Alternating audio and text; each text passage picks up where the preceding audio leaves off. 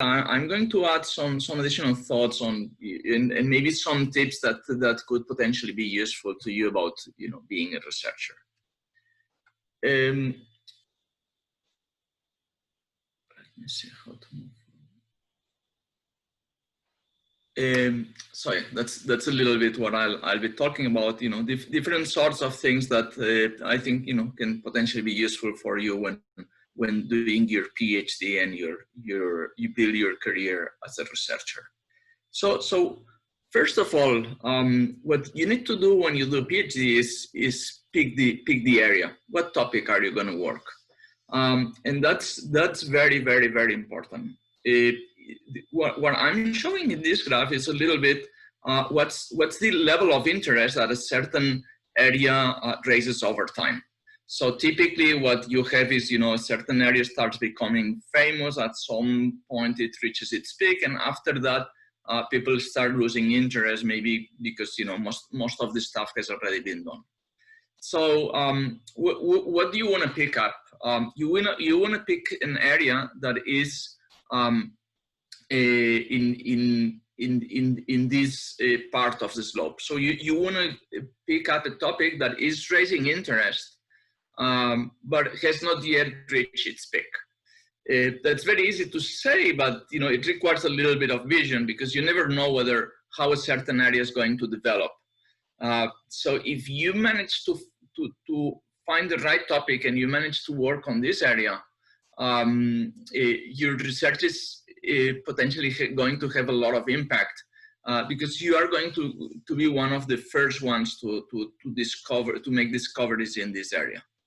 But as I said, it's difficult. It's not easy to find such an area. What it's typically easier is to find a topic that is in this part of the slope, that it's already very famous. Everybody's working on it. Everybody's saying that it's very interesting. When this happens, typically the level of interest is starting to decrease. So here it's a topic that it's easier to choose. But it's more difficult to have impact on this topic, because there's so many people working on it and they have already made a lot of discoveries that adding something into what has already been done, it's difficult. So first point is it's very, very important to choose the right topic. Second hint I'd like to give is about what's about research. So once you've picked the topic, what do you want to do with it? And my advice here is you need to go to the fundamentals. So taking up a problem and finding a reasonable solution that works more or less satisfying this problem. That's important. That's not easy, but that's what engineering is about. So you go to the main manufacturers that are building antennas or mobile terminals, and they probably do have solutions for the problems that you are working about. But these problems these solutions just work, but do not really help to advance in the level of knowledge on why do they work, how far they are from the optimal. Could there be any solution that works better? So the main difference between engineering and research is that engineering just works, provides solutions. In research, we don't want to just provide solutions. We want to get into the fundamentals and understand the fundamentals of the problem that we are addressing. So, second advice here would be look into the fundamentals. Do not just design solutions. Third tip I'd like to give is, especially when you are in networking, there's a lot of hype nowadays on experiments versus theory. When I started working on research, there was a lot of hype on theory. So the most renowned papers would have a lot of mathematics and theorems and formulas. As time has passed, I think that there's a changing trend in our community more to experiments. So if you look at some of the leading conferences nowadays, like SIGCOMM, MOBICOM, and others, they are what they call, you know, systems research. And it's not about, you know, the theoretical part of the problem, but it's about building systems and prototypes. Motivation may be that, you know, as we have advanced in understanding better networking, it's important to validate how this works in practice. My advice here is that, you know, although there might be this trend towards systems, there's really no better and worse. There are also good venues for a theoretical result.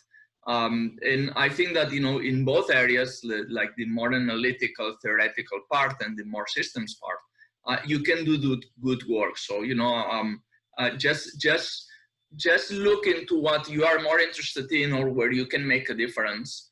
But, you know, theory is as relevant as practice.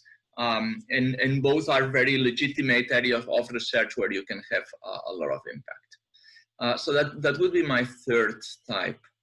The third tip, sorry. Fourth tip, it's about, okay, you know, so you've picked an area, you've picked a fundamental problem. You are doing either systems or theory. What are you going to do with it? So you know, at the end of the day, you are going to be very much valued based on your publication. So you may be better or worse. That's difficult to appreciate in your CV. But what it's easy to see is the publications that you have. So you know, from when you finish your PhD on, your publications are going to be your presentation card. You are going to be judged based on your publications. So, you know, it's important to do good research. It's important to go into fundamentals. But at the end of the day, you want to translate that into publications. And when you think about, you know, where to publish, at the end of the day, it's pretty much tier one what you are going to be judged based on. So, you know, there are good conferences that are not tier one, you know, that they are reasonably good, legitimate, and maybe good way of starting, but nobody's really going to look very much into those. So what they are going to look is whether you have top publications. So it's much better to have one or two top publications than, you know, many tier two publications. So really, I think it's important that you focus on tier one. Within tier one, you may have, like, you know, different sorts of conferences.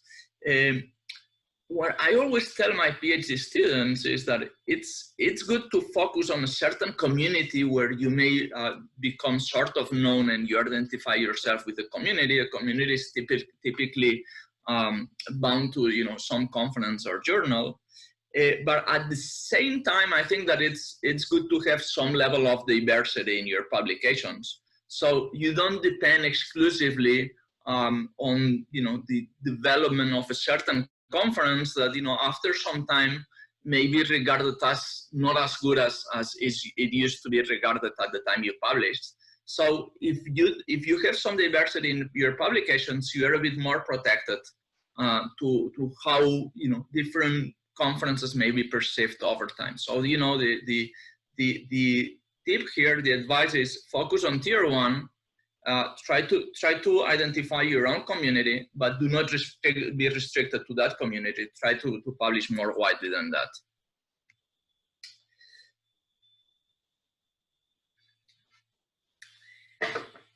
It's very important to have good publications, to have tier one publications, but especially at a later point in your career, beyond your publications, which will always be considered when you are judged, they will evaluate you based on your impact. So at the end of the day, if we publish, it's because we want to share our knowledge and we want others to pick up this knowledge and, you know, work on top of it. And how this impact is usually evaluated is based on citations. So, you know, at a certain point in your career, when you send an application or they evaluate you for promotion, they are going to look at how many citations you have and what's your H index. So you know, that's what is going to matter at some point in time. You know, whether your work is being picked up by others and is being cited by others. And from that perspective, it's important that you try to focus on topics that may attract the attention of the others. So if you work on a niche area nobody cares about, yes, you may have very interesting results. You may even manage to get publications in tier 1 conferences and journals, but you are not going to be cited, which will affect your CV, but also, you know, beyond that, it will affect the fact that, you know, you are not really achieving the purpose of a researcher. So, you know, think that you think about picking up topics that may receive the attention from others. And very last slide from my side is, you know, so what comes after your PhD?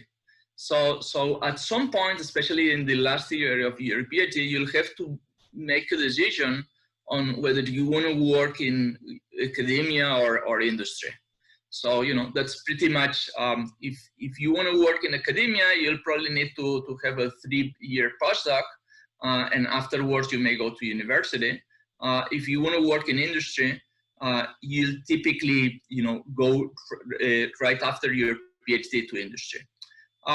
It's possible, you know, to move from one track to the other. So, for instance, Andrés is going to talk afterwards. He did a 3-year postdoc, right, Andrés? And afterwards, now he's at industry. And there are some examples of industry going to academia. One of them is Joerg, who talked before, right? He was in industry for quite a few years and moved back to academia. So it's possible to move, you know, from one track to the other, but it's probably not the most common thing. So, you know, the most typical path is that either you stick to academia or you stick to industry. And with that, I'm hoping that some of these tips may prove useful to you either now or at some point in time. I'm going to close my talk. So thanks for your attention.